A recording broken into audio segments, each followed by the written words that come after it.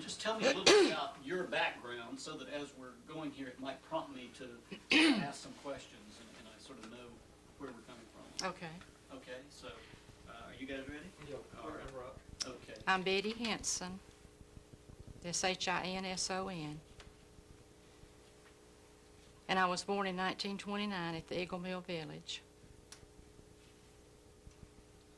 My grandfather and grandmother had went to work at an early age when they were about 8 or 10, and they met at the mill in Spencer Mountain when they were children. And so after they married, they had a large family. And they moved from one mill to another. If you could make 5 cents more an hour at one mill, you would move there. So they finally wound up at the Eagle Mill.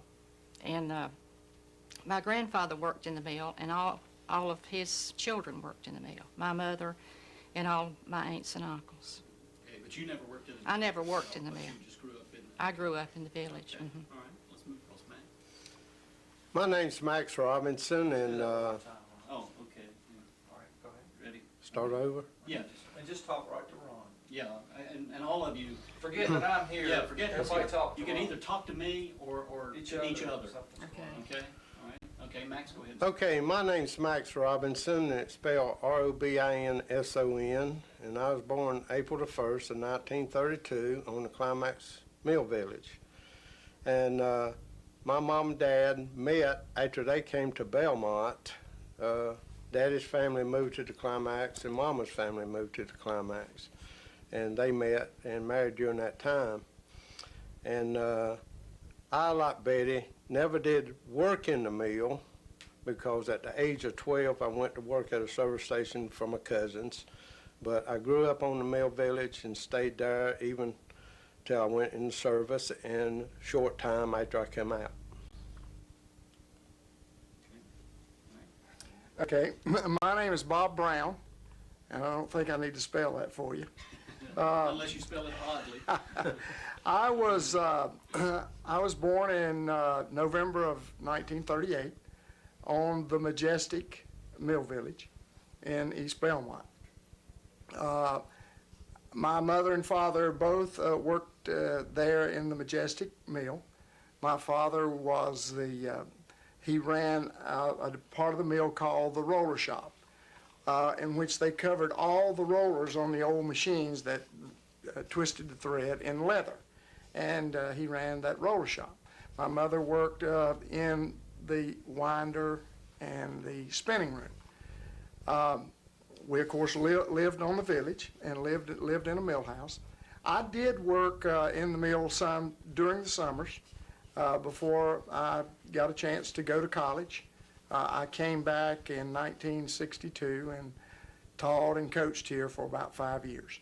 But I was raised in, the term we use is East End instead of East Belmont, and so I grew up there. Okay. My name is David Robinson. Of course, Max and I are brothers, and I was born October the 9th, 1934, and I'm going to use the term I always use. I wasn't born on the village. I was born on the Mill Hill. And our father, Lee Robinson, and it's documented, worked longer than any other employee in Gaston County in the mill, a total of 71 years. And I worked in the mill myself before I left to go to college and then hence to service.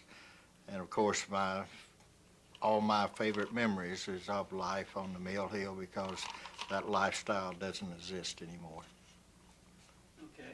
One of the things that you said that I just sort of like to pick up on, and I know you were kidding about the first time getting all these people from different villages together without wrestling, but was there a great competition? I mean, was there a feeling of, okay, I grew up in the Climax Village, and you know, it was like warring factions, not only literally, but competitive, or was it? Oh, I think it was very competitive. In fact, a couple of the mills that was nearer to the Climax, our family would allow us to maybe slip over that line and play with our playmates. But there were some, in fact, the Eagle. Mother always instilled in me that if I wandered off to the Eagle Mill Village, that I'd probably never be heard from again. And that, there was very fierce competition there, and especially in high school. I remember in '52, most of the basketball team, the number came from the Climax, and that was one thing we was proud of because we was dominating the school scene at that time in basketball. Well, there was great competition between the various mill villages. All of them had baseball teams, particularly in the 40s and the 50s. And you had to either work in the mill or live on the village to play on that team. And so there was a lot of competition athletically, in baseball particularly. And then there were playgrounds for the kids in the summers on each one of the mill villages. And there were baseball competition between all those. And then too, as Bob was talking, Wait just a second here. What is Did I that? answer the door? With Max here, Yes. just a second, hold on a second, Max. And you're back. Okay. as Bob was saying about the competition in between the mill villages, Hold on, I'm sorry, Max, let's pull that thing out of your pocket, that's giving us a good big Lord, glare. I meant to take it out anyway. Great, thank you. Let's go back. Cut. All right. Yeah. There you go, gonna learn the lingo here. As Bob was saying about the competition between the mill villages, I think maybe the fiercest competition was with your baseball and your athletic teams that we had. Each mill village had a team, even where it be adults or the children. And we would walk all over town or ride our bicycles to the different villages and play. And I mean, it was for keeps. I mean, you went out there to win. It wasn't, we had a lot of fun doing it, but if we walked off the field as losers, we was down. We was depressed. Bob knows what I'm talking about. And we also played a little football during that time down on the Crescent Field in North Belmont at the Acme. But they was real competitive between the villages at that time. You also had boxing programs, didn't you? Yeah, Bobby's brother was a boxer. Yeah, he was a professional fighter. But he started But on he the mill. started on the mill hills and the mill villages and became quite successful professional. And they are, as a matter of fact, is posthumously, if that's the correct word, he's being inducted into the Hall of Fame. Belmont Sports Hall of Fame in this October for his professional boxing career. and another person that were real instrumental in the boxing was Eb Gank. I think your brother Guy started under Eb. And Eb lived on the Climax Village, 2 houses below us. And he had his ring set up in his backyard. He had his whole gym right there in the backyard where he would bring the kids in and train them. And I think he got his experience in boxing was through his service days during World War II. Betty, and the men have talked about, the baseball and football and boxing, and these are all guy kind of things. What about the young women and the girls growing up? Well, the Eagle Mill had a club called the Fateful Aid Club, and they collected things like old sheets and pillowcases. See, back in those days, we didn't have gauze. When somebody was sick, they would help out, and take linens to the house. And on Saturday nights, they would have an ice cream supper. And we made the ice cream in an old, what would you call it, a container that you had to churn. Yeah, an ice cream churn. And, you had to put ice in it, and when it got hard to turn, you would know that it was frozen. So we had ice cream suppers, and sometimes the ladies would fix fish plates, because then we didn't have fish camps to go out and eat, and everybody in the village coming. That's the way they raised money, was to buy a plate of fish or buy ice cream, that sort of thing. What do you, and any of you can jump in on this, in terms of just sort of your general memories of the times when you were little kids growing up there? What were some of the most pleasant things that are positive toward growing up in that atmosphere? the togetherness between the Absolutely. villages. You don't see it now. Back then, you would have families that would go visit other families and sit on the front porch in the summertime. Every porch had a swing on it. And like I say, you had a lot of togetherness and no pressure. There wasn't any such thing as depression or tenseness. Everybody just seemed to enjoy it. It was the same Yeah. lifestyle. There was no one that seemed to be above. And as children out playing, if you got hungry, you just walked in the back door of whatever backyard you was in, and somebody'd fix you a sandwich or give you a peanut butter. It was that closeness there. And Hold on. Oh. Let me get the roll here. And you're back. Okay, go ahead. but even in our games, we shared things. Or if one of the adults bought a new tire for his car, that old tire became a toy. Rolling tires was one of the favorite games. Or if someone was painting, you took the lid and nailed it on a stick and pushed that thing all over at Mill Hill. And those sort of things. And bikes and toys was left in the yard without any fear of them getting gone. One of the neighbors may borrow it, ride it to the store, but they always put it back.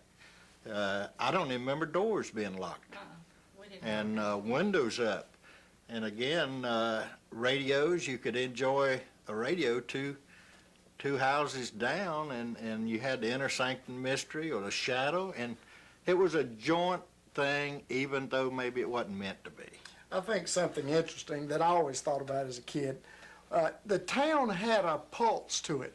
All the mills are air conditioned now, and they're, bricked up.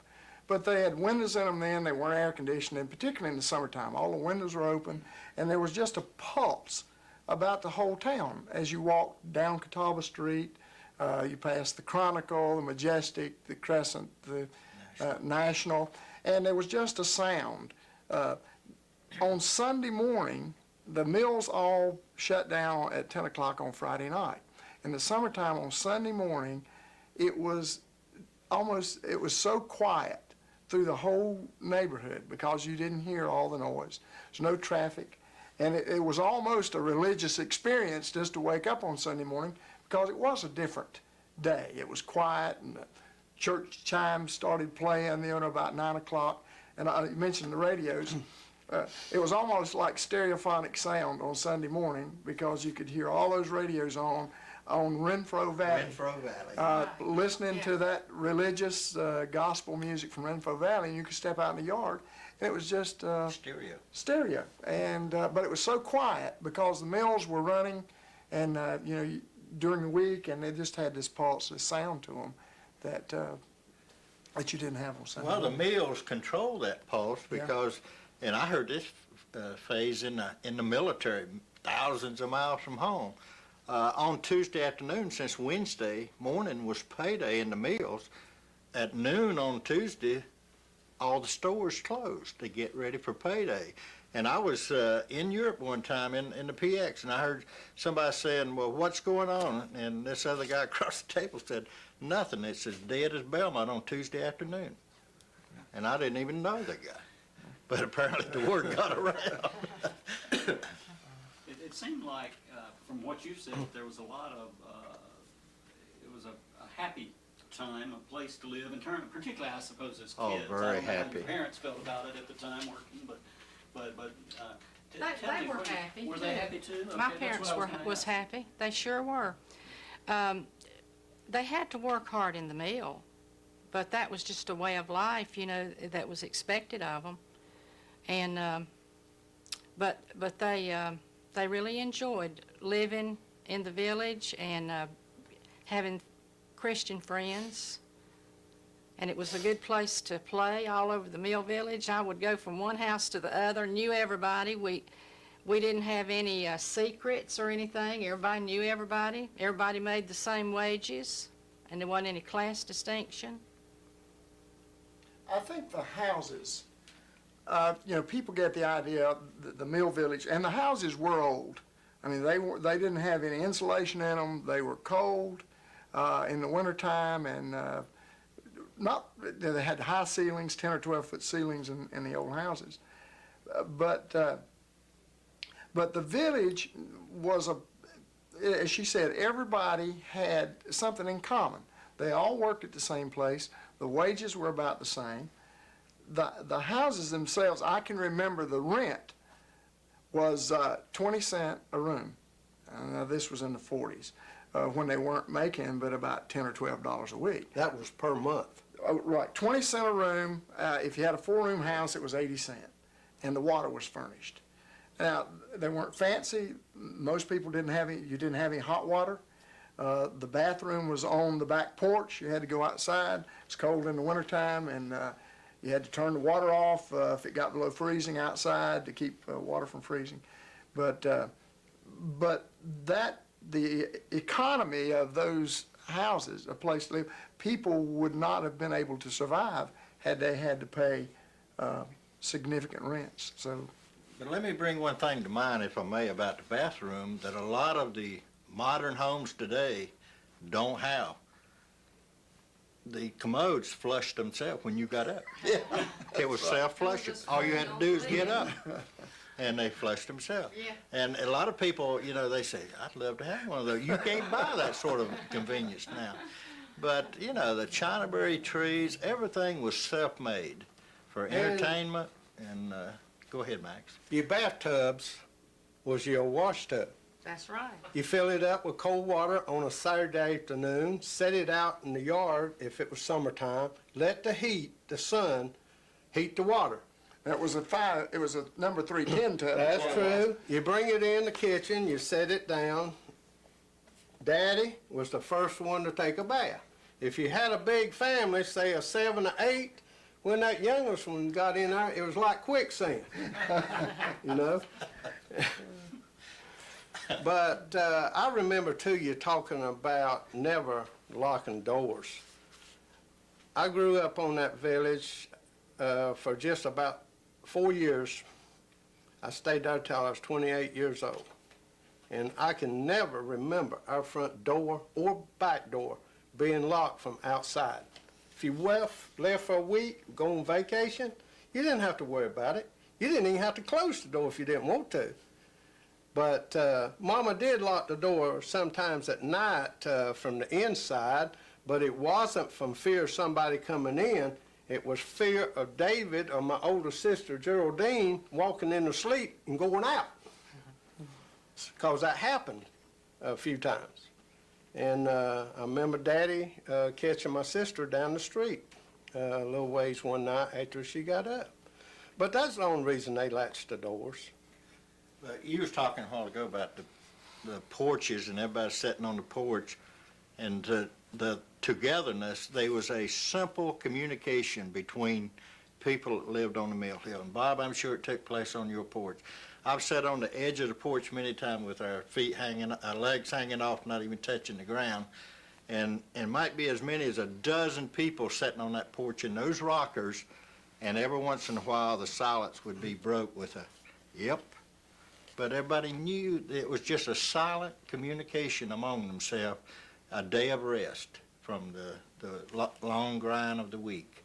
But every once in a while, I can still remember that, those rockers, and every once in a while one of the adults would say, yep, and everybody seemed to know what was going on.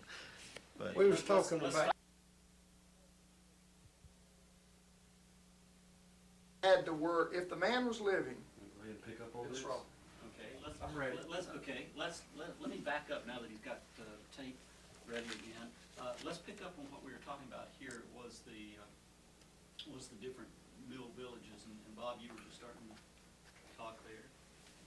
Do you remember? Max was good. Or Max, were you gonna? You're talking about the difference in the mill villages themselves. They was basically the same, because most of them was spinning mills, but as we related earlier, maybe the only one that was different was the Aberfall village, which was a dye mill.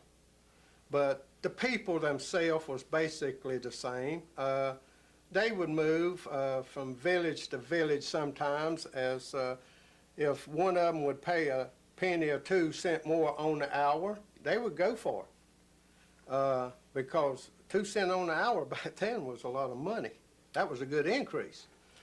But Bobby was relating to something there. Yeah, one of the significant things was the availability of housing. The housing was important. That was what was really available to most people. It was a drawing card. That's right. That someone came to work, and they wanted a house. And if they had a family of, there were 3-room houses, 4-room houses, 5-room houses, and some 6-room houses. And depending upon the size of a man's family and the availability of that house, he might change jobs from the climax where he had himself and 2 or 3 children and maybe one of his parents or their parents in a 3 or 4-room house to get a 5 or 6-room house on another village. And so housing not only provided something for the worker, but it also had some negative effects too. People were sometimes locked in because of they had to have the house and the place to live. They might have been more aggressive in taking some other job or doing something else. But they were, but it was also an asset even in the worst of circumstances because it provided shelter at a inexpensive rate. Of course, if you compare it to the income, it sounds real cheap now, but it wasn't so cheap as you might think at first. And so they used the housing as a means to attract the people. housing that they had was a drawing card, actually, because most of the people Start that over again, please. Yeah, Start just- from the very beginning again with that. having a house to live in the village was a drawing card to the mill. Most of the families came from the mountains of North Carolina, South Carolina. They came from Georgia. I think recruiters were sent when a new mill started up. They were sent to places like Georgia to recruit farmers that wanted to come in. And see, they would move their furniture on the train to the village.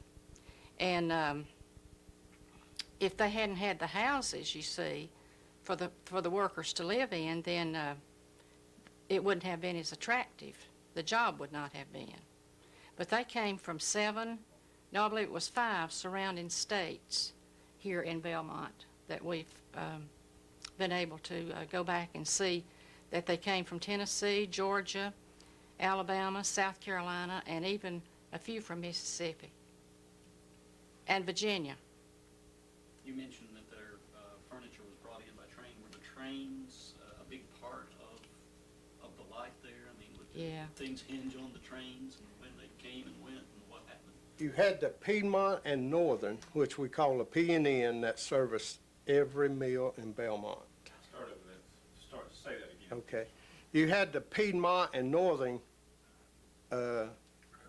railroad that was called the P&N that serviced every mill village in Belmont. They would come in on side tracks to each mill, back right out.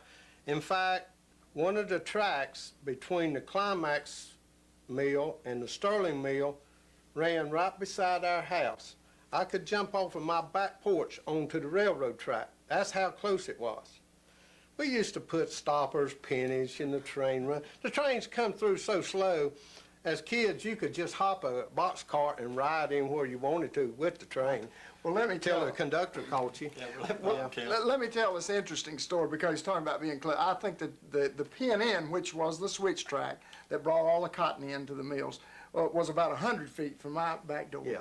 But when I was between 8 and 11 years old, it was the old steam engines.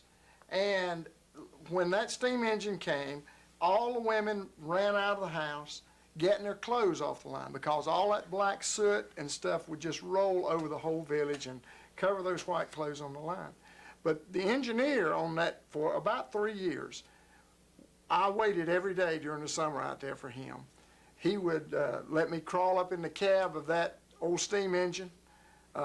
He let me pull the lever that started the train and blow the whistle, and I would ride the mile from my house to the end of the line and then back up, and he'd let me off. And I rode every week for maybe 3, from the time I was 8 till about 11 years old on that old steam engine. And that's one of the memories that I just loved. Well, you know, the railroad tracks was really the walking track to the mills. And Max, you remember, we used to be out in the backyard playing, and Dad would be coming down the track, and the train right behind him, instead of jumping off the track to the side, he'd just try to outwalk it to the house. And Mr. Frady and all of them, they stayed on those tracks. And but like Max said, putting the stoppers and the pennies, because I remember one time you put a penny on there, and as soon as it rolled over, you grabbed it, and you still may have the imprint on your finger, because it was sizzling hot, those big steel It mills. didn't take me long to look at that penny, Bob.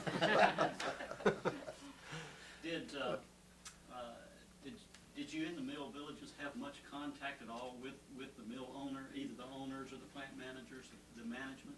Then we did, because every July the 4th, the barbecues and Fred Kirby, and at Christmas, the ham or the turkey. And then the mill owners at that time, they came around and they knew the families and they cared for them. And they were in the mills very often. And Every family got a ham on Christmas. Yes. Too, from the mill company. Or a case and oranges. Yeah. Yeah, start on, talk about the hams again on Christmas Up on Day. your mic. Oh, each family got a ham on One Christmas. more time. One more time. Each family got a ham on Christmas from the mill company. And Max, I believe you said fruit sometimes. Treats. Treats, yeah, treats. They give them to us in a bag, raisins on the That's on right. the Parties stem, at the mill, and everybody- orange. Every kid, they Nuts. let Yeah. them know that they cared for them. But they were in the mills often. The owners were.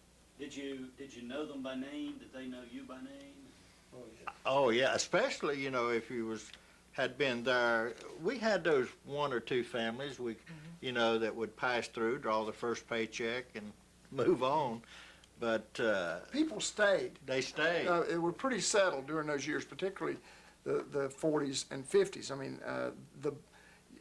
you said something earlier about everybody thought their village was a little bit better than the others, and you had some people that took real good care of their property and their house and grounds, and others not so good, just like you have any other normal community. Bob, you're talking about the grounds, very little grass to cut. You swept the yards. That's right. You had dirt spots and you didn't think to cultivate it and seed it. You just, as kids, you just throw a ring around it and shoot your marbles in that dirt spot. Well, all you had was a push mower, and nobody wanted to do Push that. the Yeah, mower. And a weed eater was a pair of scissors. yes. Yeah. But the togetherness, like someone died. The mill village just came together. If someone died on that village. Everybody, the bodies was brought home then. They wasn't taken to a funeral home. Everybody, they'd sit up at night with the dead. Like, That's I guess they thought they was leaving or something, but the whole mill village grieved with the loved one that lost one of their family. And I remember, as I was talking about my grandpa, he built, along with 2 of his sons and a few other men, built the first East Belmont Baptist Church on Church Street. But I've heard stories about someone dying. Of course, if they was in East Belmont Church, they lived on the mill village at that time. And for whatever years that person had lived, as they brought them to the church for the funeral, they would toll a bell 1 time for each year. And that bell would toll till the body arrived at the church. And I heard a story one time about a dog. The only time he was howl was when they rang the church bell for a funeral. But when they rang it on Sunday morning, he didn't open his mouth. He knew what was going on. And That's one of them Mill Hill dogs. yeah, that's right, from Sterling, that's where the dog was at. You mentioned some people kept up the houses, some didn't. Now, these were all owned by the mills at the Yes. time, right? So what kind of obligations did people feel, and what kind of obligations did the mill owners who owned the houses feel toward the people there? You know, did they get mad if you didn't fix up, or were they responsible for keeping it? No, you kind of policed your own street. If you didn't clean up, or in every yard had what we call a trash pile. Out behind the house, you burnt the papers, and then maybe once a month you put everything, or dig a hole and thing. And in the summertime especially, you'd go down the streets and they'd be scrubbing their porch, scrubbing the walls of the porch, and then the mill owners, about once every 2 years, they would repaint the homes. They kept, up with you. But most people that had been there any length of time, they didn't want their neighbors saying, hey, and the neighbors didn't think anything about it. Wreck your yard. Because again, that was that closeness. They felt like they could communicate that way. Sort of like telling another family That's to right. clean up their room. Yes, or either at the company store, you'd be the subject of conversation. Let's talk about the company store a little bit. Was there any other place much to buy things, or did people buy there? There, go ahead. There were lots of East Belmont and Uptown, we called it, which was Main Street Uptown, where East Belmont had a lot of grocery stores and cafes in that area down there. The company store, the only company store that I'm aware of, was Stowe Mercantile. And everybody here knows this story. Everybody that worked in the mill and did business there and charged things, they called it grab-alls instead of Stowe Mercantiles, because they said, and when they would buy, you would buy things and they would deduct it from your pay each week. And the name grab-alls came by because everyone said, well, they grab all of our money before we even get our check. So the word grab-alls was used. Where'd you buy that suit? Well, I bought it at grab-alls. And that was the name. It wasn't Stowe Mercantile, although that was the sign. And many people used Stowe, but grab-alls was used. There were a lot of grocery stores. Everybody had a little grocery store here or there. You went to the grocery store this week with your list. They gathered it all up in the store for you. They pulled out your bill for last week. You paid last week's bill and charged this week's. And then in the afternoon, if you didn't have a car, and a lot of people didn't have cars, the guy from one of the men from the grocery stores came in a pickup truck. And I can remember as a kid watching Judd Richardson come up to our back door with a 5-gallon can of kerosene with a big potato stuck on the spout because the cap was always lost, and a live chicken in the other hand. And that was on Saturday afternoon.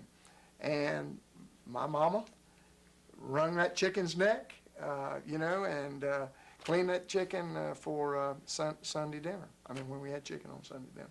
But everybody had a little different grocery store they went to. There were 5 or 6 or 7. And you charged your groceries this week and paid for last week's, and that's the way it worked. We're talking about the country store, which was Stowe Mercantile. That store, you could buy anything you needed, from home furnishings, hardware, groceries, clothing, appliances, whatever. And like I say, they would charge it to you and garnish your wages the next week. I know for a fact they have been people that have charged so much in 1 week that they would draw a zero paycheck, nothing. And my grandfather ran in East Belmont area 5 grocery stores that was patronized by the mill villages.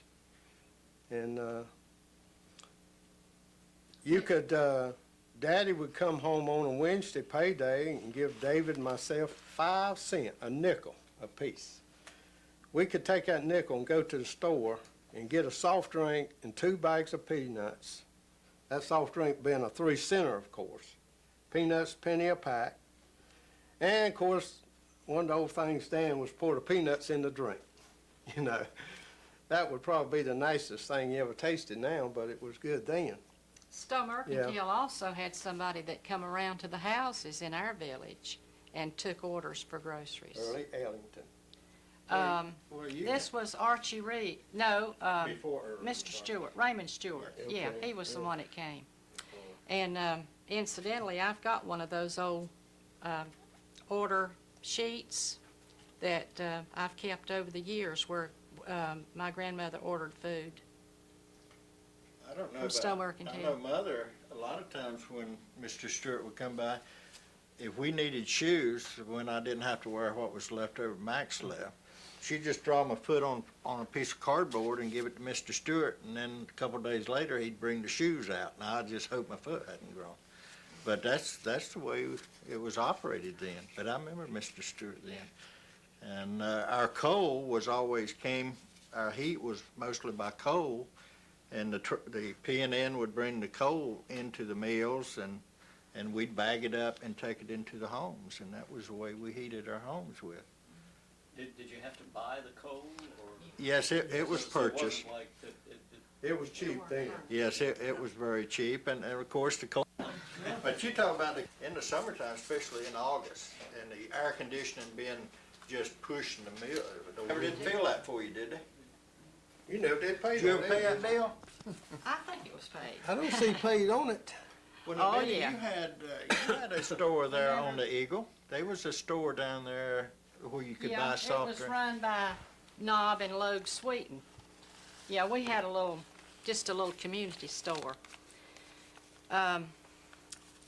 Where we could get loaf bread and just things that we would run out of, between times of ordering the big groceries in town. sort of the convenience mart of the day. Right. No Yeah. supermarkets in the area then, all It was in community the stores. backyard. Yeah.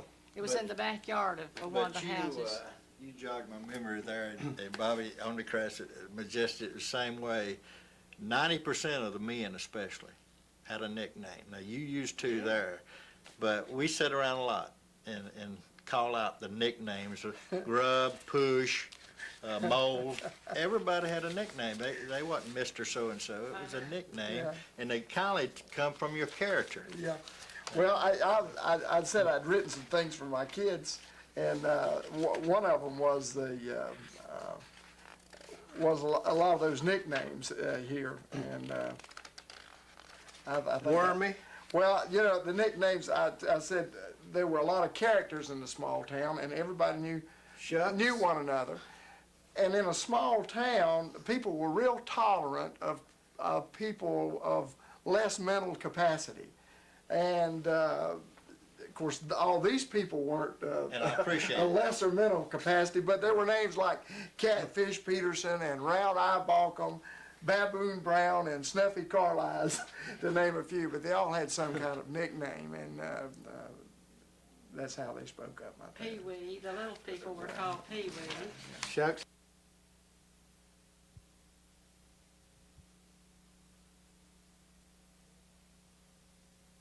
$7.49. You have a quarter, 2 dimes, and maybe a quarter, a dime, a nickel, and 4 pennies in the brown envelope.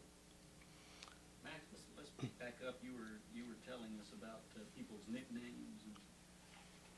Yes, like we was saying earlier, just about everybody had a nickname, but as a kid, I can remember a lot of adults that I knew their nickname and never knew their real name because they just never was called by their first name. We've have indicated a lot of nicknames here like Black Cat, Shucks, Push, Grub.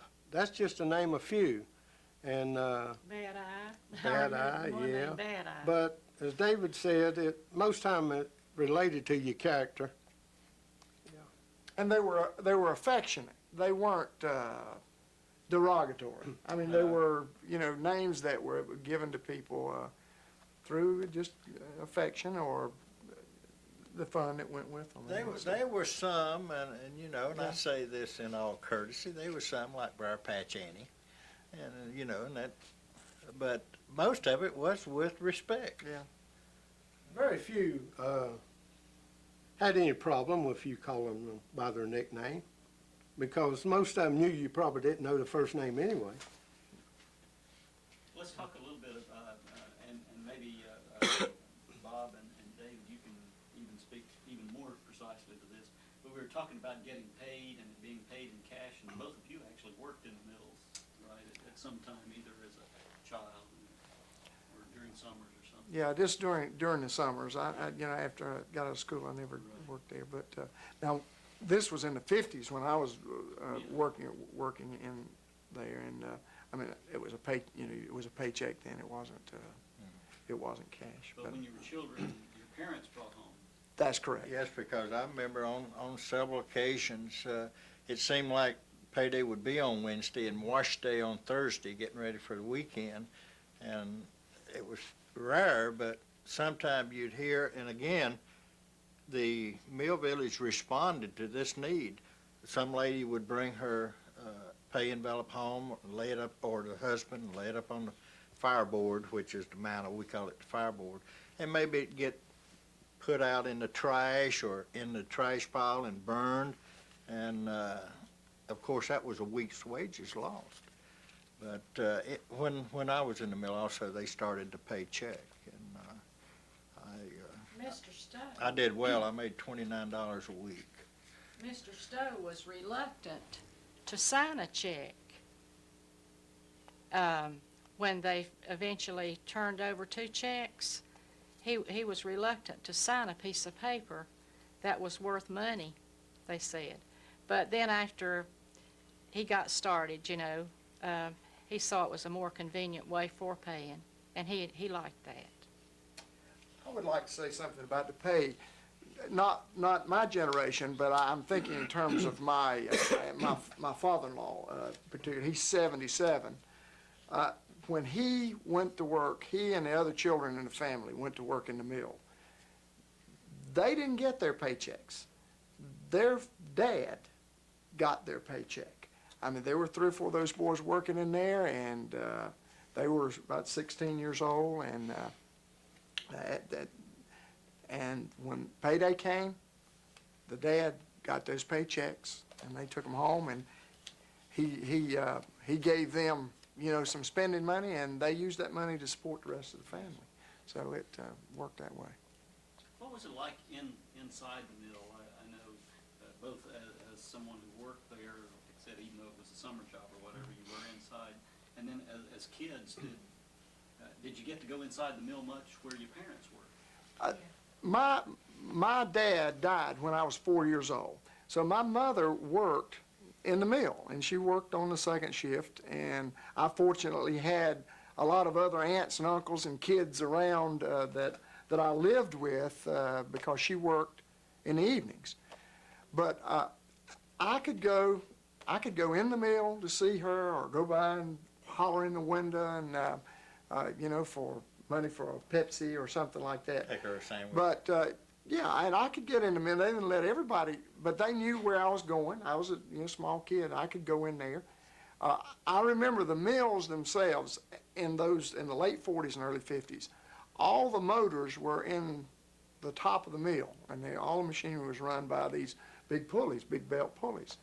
And storms come up, the whole mill, they just closed down, shut all the power down the mill. Everyone just sat down and waited until the storm was over, because lightning would run in and set those motors on fire, and that happened real often.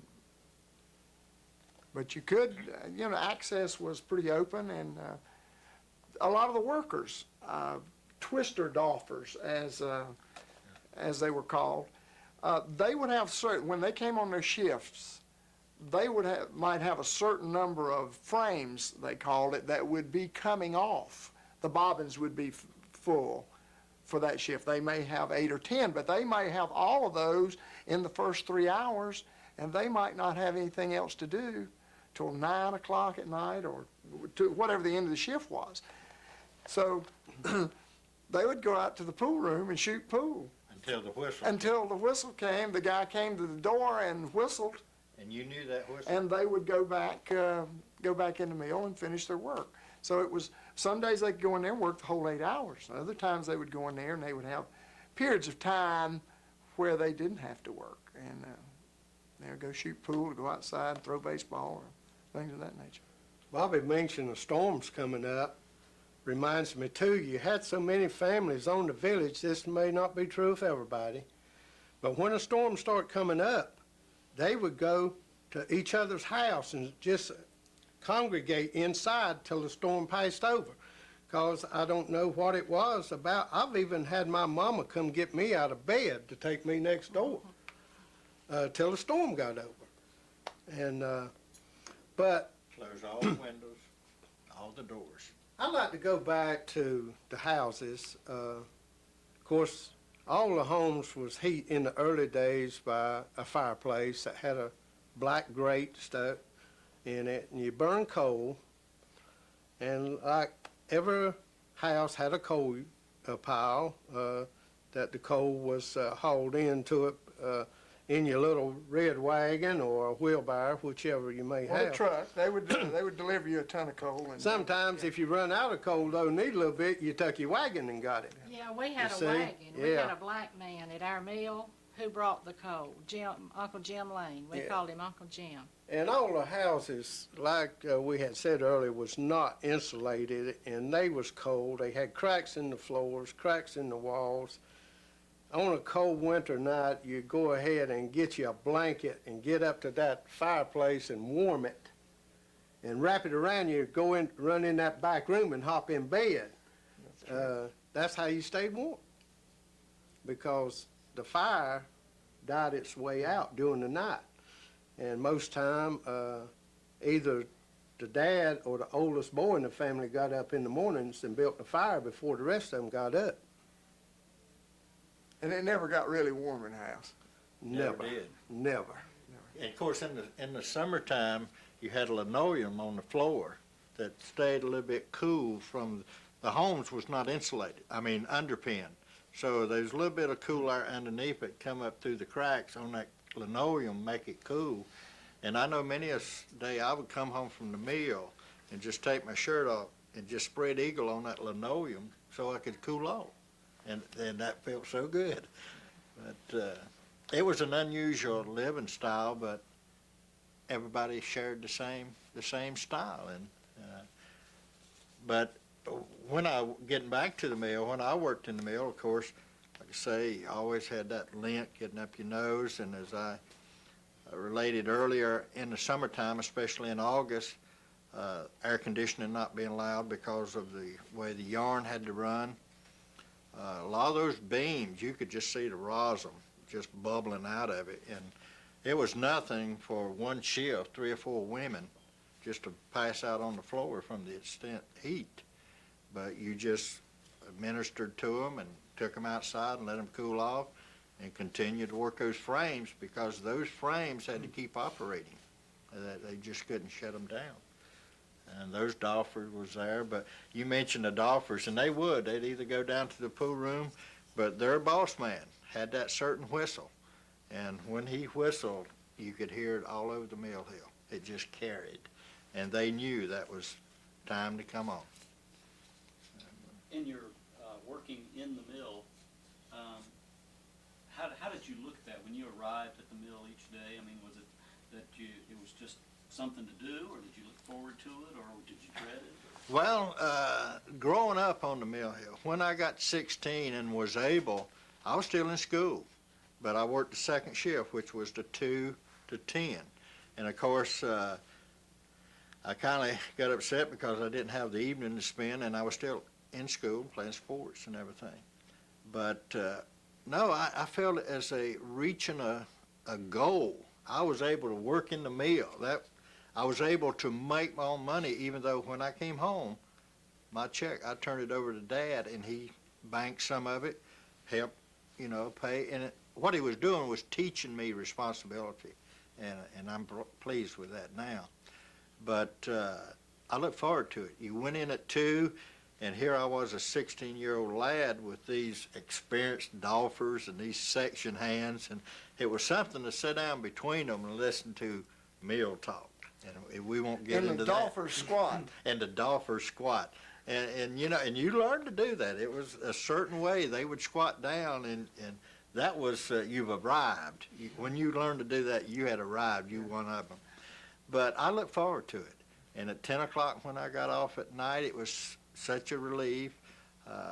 2 times a week when the movies changed at the local movie house, you know, I'd go see the late show, as it was called. And then I would come home probably at midnight, and I'd sleep till 1, and Mother would fix me a sandwich or something for lunch, and then I was on the way to the meal, just happy as a lark. My case was a little bit different in that I got an opportunity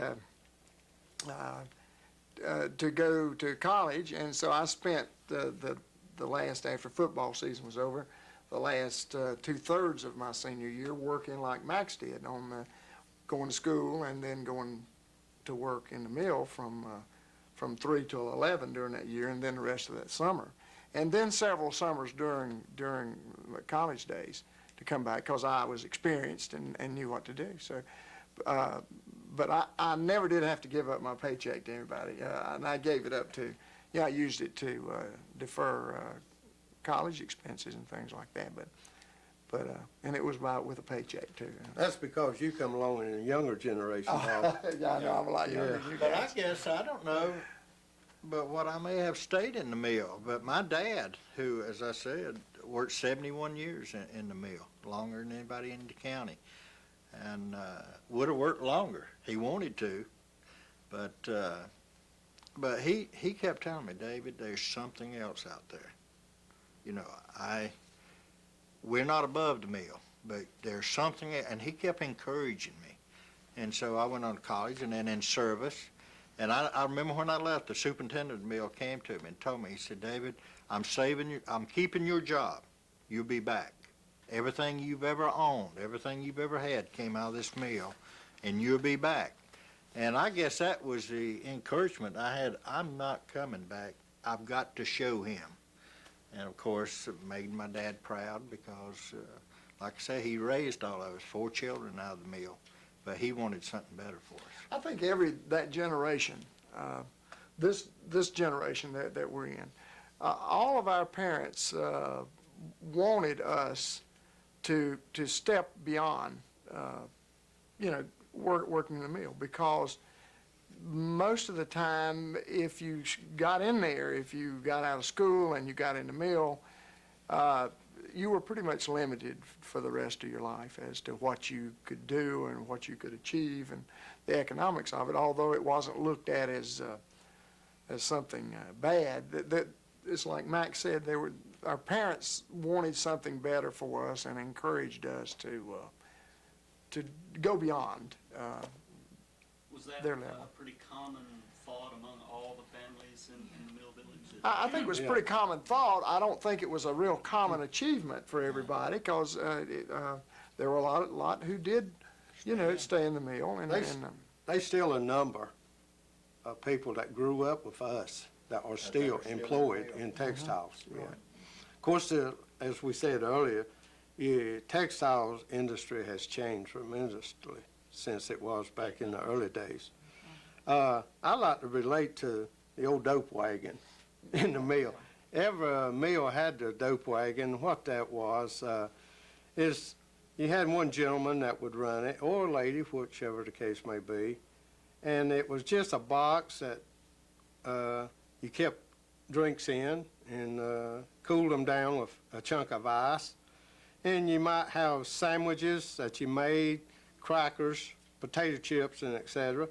And that person would... And BCs. Yeah, BC headache powders. And that person would just push that box through the meal during your lunchtime, and then I think once between meals, just for snacks. And of course, I think everybody looked forward to see them come around. And of course, that's back when you could buy a drink for 5 cents, pack of crackers for a couple pennies, and a sandwich for a dime. Those days are gone, guys. Well, you need Moon pie for 5 cents, yeah. They need to understand why it was called the dope wagon.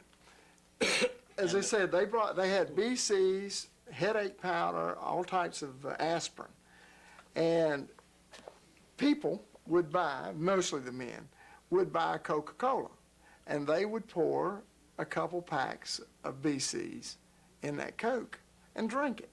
And that was the dope, and that's how it got to be called a dope wagon.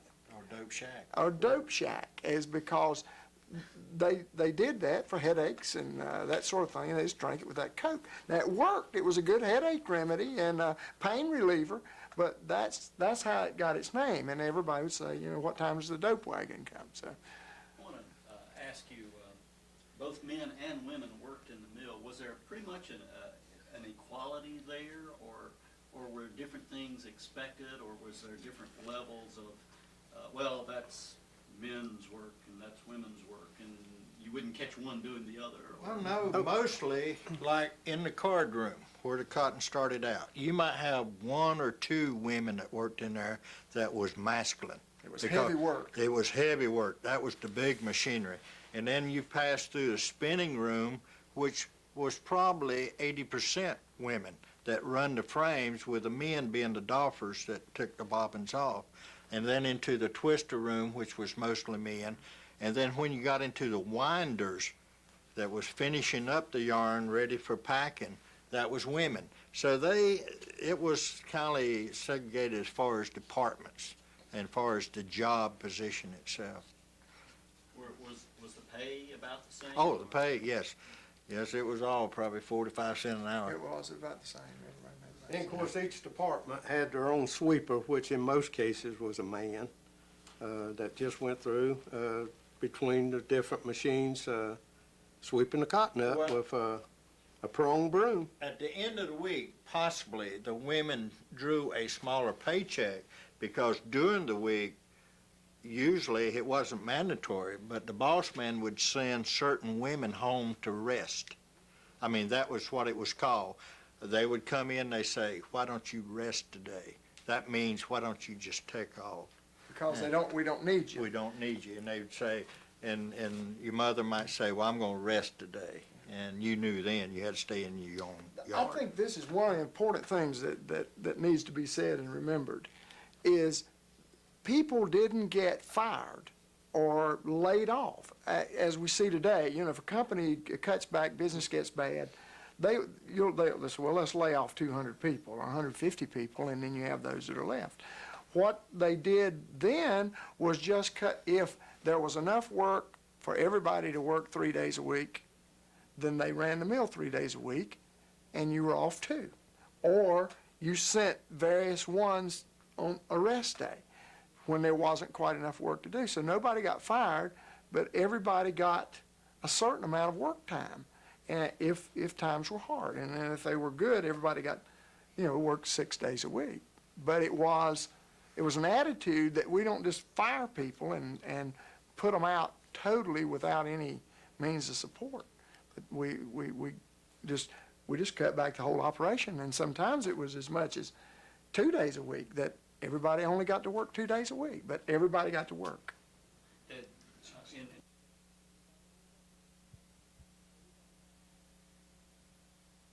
On that car looked just as good when he sold it as it did the day he drove it out of the showroom, with the exception of one spot. It was a 34 Ford, and you open the door from the front to the back.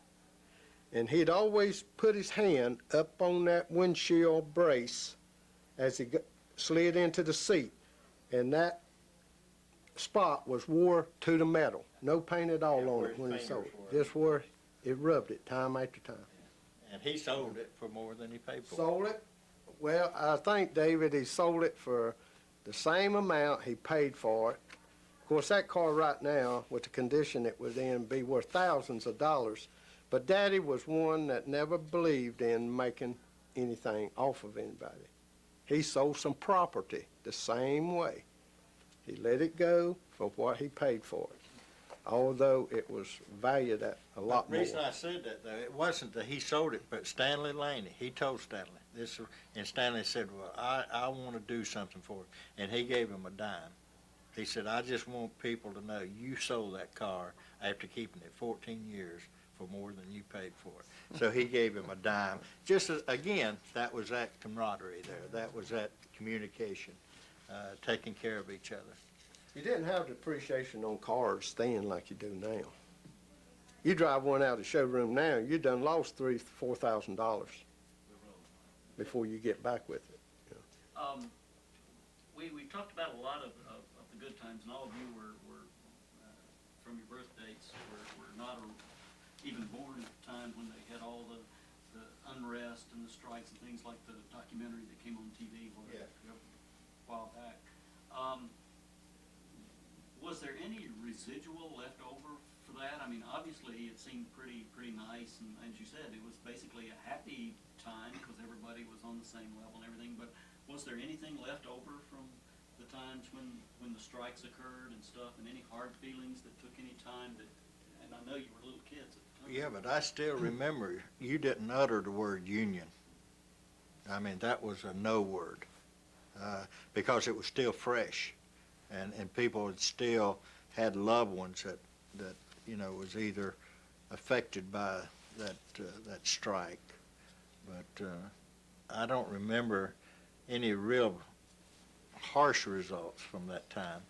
As we remember, the strike occurred in '34, and a lot of that taking place right down there on the streets and where you live. Of course, you was not born at that time. Right, the next block. In fact, there were machine The guns National right near your Guard home. set up tents on the Crescent Ball Field, which at that time, and the man that was killed was stabbed to death in a house there on the Majestic Village. That wasn't part of the documentary, but that was true. But it wasn't part- It's in the documentary. I've already seen it. okay. They turned a car over right in front of East Baptist Church.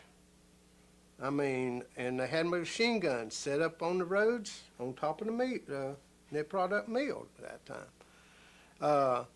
Belmont really got recognized. That was a national known thing throughout the Southeast, but Belmont got their share of publicity during that time, along with Gastonia.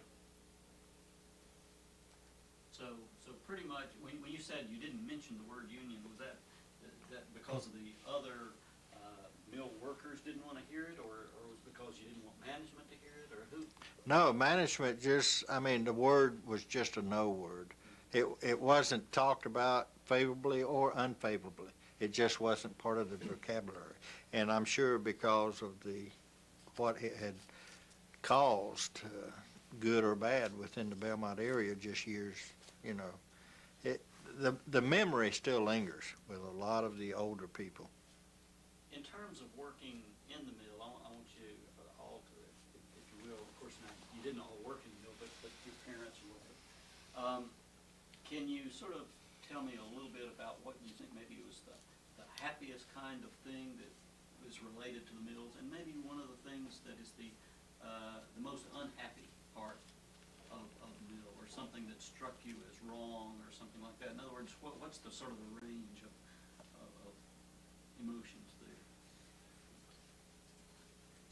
Well, I would think, again, I had already been and went into service before I realized the lifestyle that I'd live as far as the economy, because I had lived in a group that everything was even, and I didn't know, that I had grew up, as some people would say, poorly, because I had everything I wanted to eat. I had clothes on my back.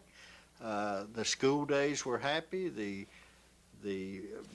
days on the mill village were happy, even though they were bad times, so to speak, when maybe Dad would miss a few days of work and we didn't get to go to the movie. That was the bad days, just minute things like that. But I can't remember any unhappy days, I'm serious, on the Mill Hill, unless it was from one of our competitive fights. I think neither one of us spent our lives working in there. I think probably one of the things that was felt by those who were, and trapped is not a good word, but it's probably the appropriate word. Our parents and others who were sort of trapped because they didn't have the education to do anything else. That was all that was available to them. The housing was important to them. and they just couldn't make other decisions about their work life because of those circumstances. Yeah, I mean, I can remember a certain amount of dissatisfaction using that criteria, but you know, we'd like to have had a better house and more money and that sort of thing. But that feeling of being trapped and I can't do anything else was something for the generation beyond us. But now, a lot of people did get out and went on to other things. But you didn't know the unhappiness of your family. You didn't know that that was talked among themselves. The children was never witness to the fact that they were really having a hard time raising their children. I think one of the most down things I experienced on the Mill Village was during the time when everybody received word that the Japanese had bombed Pearl Harbor on December 7th, 1941. Now, that drew everybody closer together. Well, it drew this nation closer together, but it was an emotional time. I was 9 years old at the time, but everybody got together during that time. A lot of the boys left the village then and went on to war. But as we said earlier, it seemed like most of the people that lived on the villages was just like family.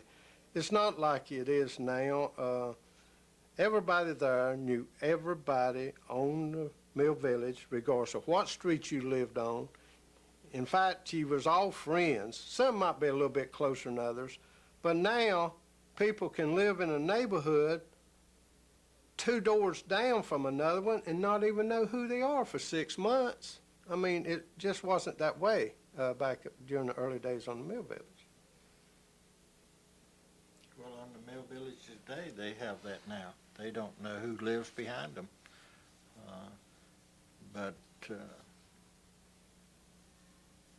Were any of you, since you grew up in the Mill Village, were any of your families ever allowed, as time went on and the mills changed, to allowed to buy your homes, or was that, I mean, is that what happened to them? No, when the Mill Village started to, this was the case on the climax, maybe the expansion of the road in front of your house would take up most of the yard, and they started. And like when they came to Dad, they said, Dad, that house is yours. All you got to do is move it. And that's, you know, and we moved it, and they're all over Belmont. Climax mill houses are all over Belmont. And all they had to do was buy a piece of land and then pay how that house moved down there on that piece of land. It was theirs. Yeah, the houses on the Majestic were all torn down. They made a decision.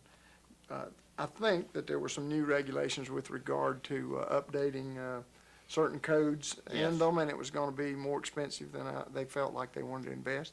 So they demolished all those houses along with several other villages. I think the Eagle Village now, they're demolishing those houses probably to do something else. That's all gone. But I know in the Mount Holly area, a lot of those houses were sold where they were.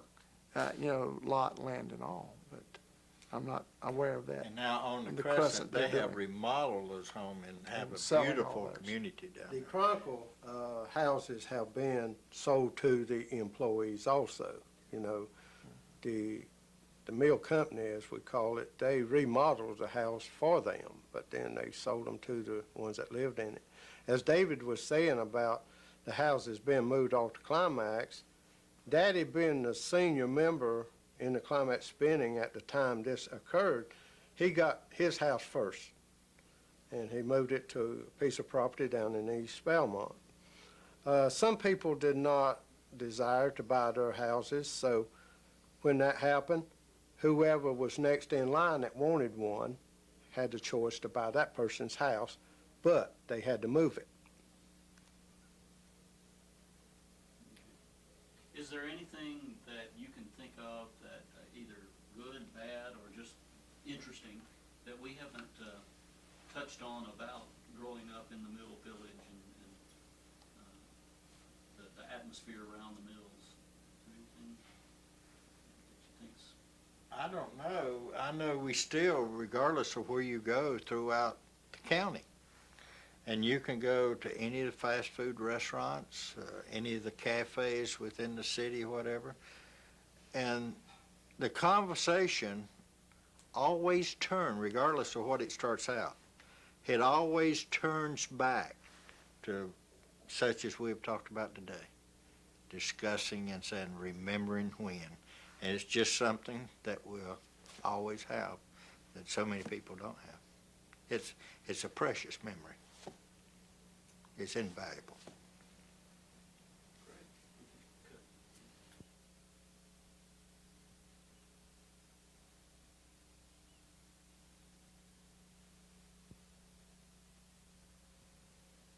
What I call how I come to stories. And because he has all these stories, let me tell you how I come to buy my first car, or let me tell you how I come to open my savings account.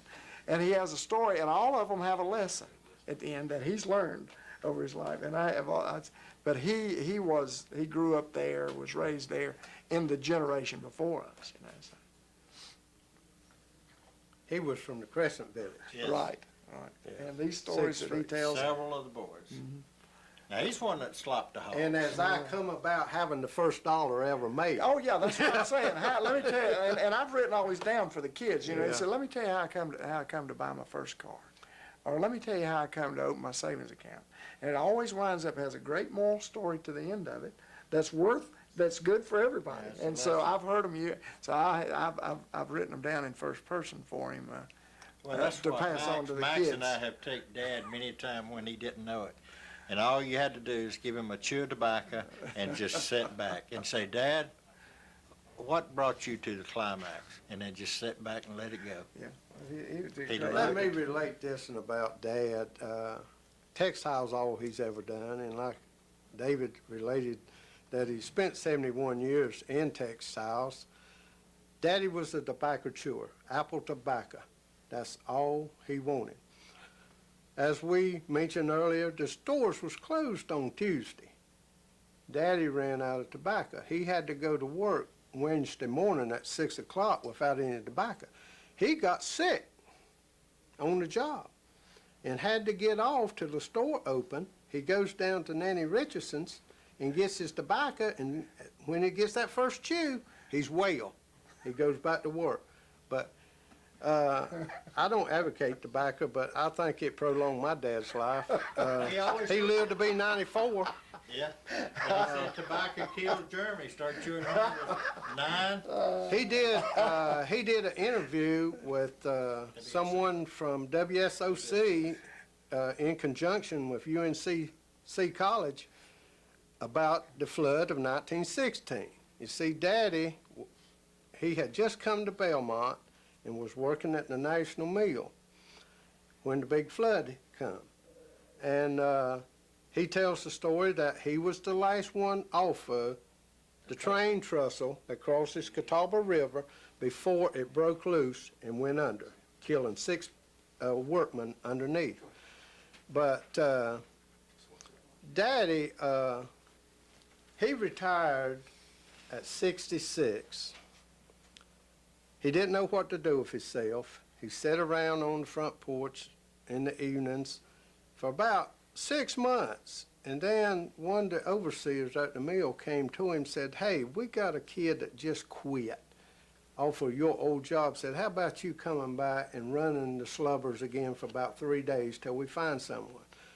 I told Daddy after the man left, I said, "Daddy, if you go back, they won't try to find anybody." He said, I'll give him a week. He worked 13 more years before he finally decided they wasn't going to find anybody, and he quit. No, I know when Dad died several years ago at the age of 94, Joe Lineberger, who owned the mills, that was the first call I got from Charlotte. Joe still lives in Charlotte, and the only thing he said, when I think of my days on the climax, I think of your dad, because of the 71 years he gave him. And one of them was because Joe was the one that said, "Just give me 3 days."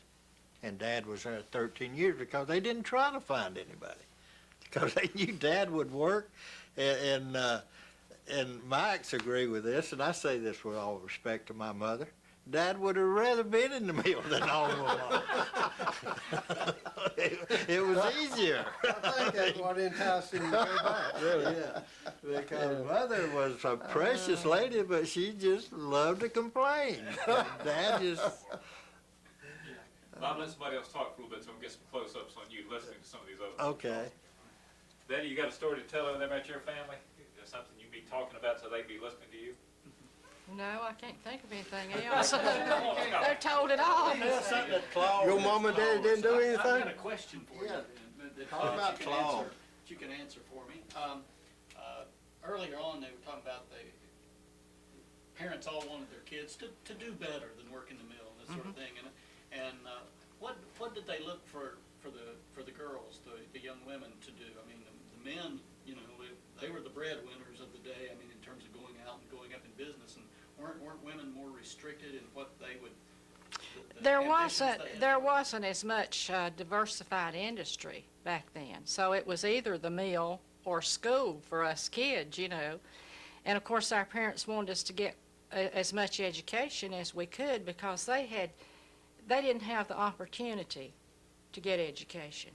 But we had a lot of people in the village who were self-educated and self-taught. And take, for instance, my mother. She had a talent for writing, and she always wrote the Eagle Mill News for our local Belmont Banner for the paper. And we had a lot of talented people that had string bands that went around and played. But now in regard to education, when I came along, times were better and there was more opportunity for school than they were for our parents. Were there any professions that were so well thought of that people wanted their children to become this? I mean, you know, now the classic thing is, I want my son to be a doctor or whatever.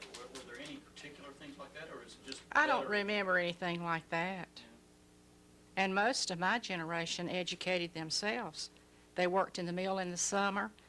We had one fella who was at Appalachian, and he worked in the summer, saved his money, and sent himself to school. And he recently retired from Wingate College as an English professor, Harvey Michael.